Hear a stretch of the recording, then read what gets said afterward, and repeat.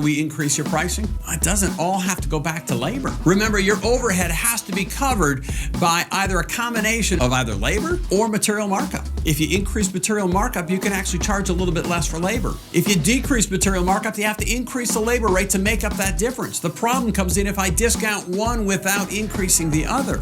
If we do that, we just give away profitability. So if you need to increase your pricing in order to increase your profitability, consider raising one and leaving the other the same, right? If you increase your material markup slightly without changing your labor rate, your profitability just went up. If you maybe increase your material markup by 1 or 2%, then increase your pricing 1 or 2%. Your pricing just went up 2 to 4%. It's a quick, easy way. It doesn't always have to be all labor, all material markup. Use a combination of both.